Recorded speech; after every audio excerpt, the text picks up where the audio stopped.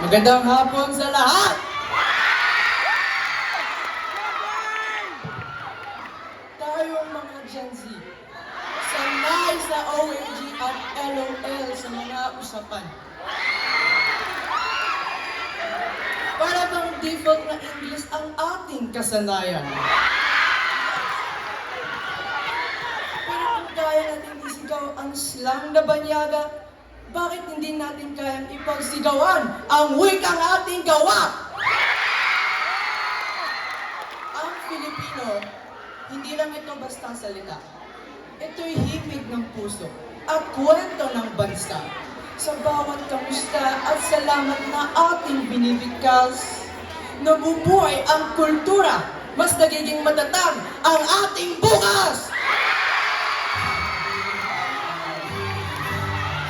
Kaya tandaan, ang kabataang marunong magmahal sa wika ay kabataang matatag, may dangal,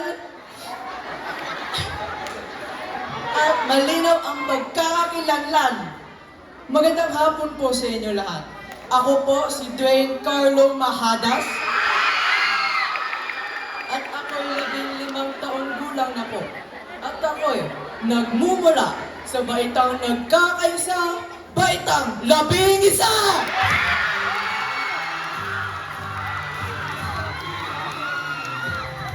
Magandang hapon po sa inyong lahat. Sa bawat titik ng ating wika ay nakaukit ang diwa sa ating dahil. Ang wika na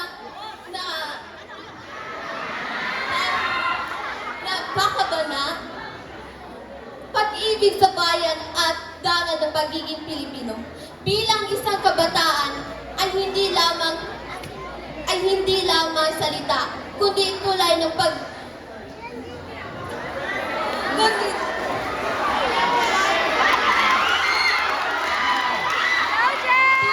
pagkakaunawaan at sandata sa pagtataguyod ng isang bansang may malayang kaisipan at nagkakaisang puso.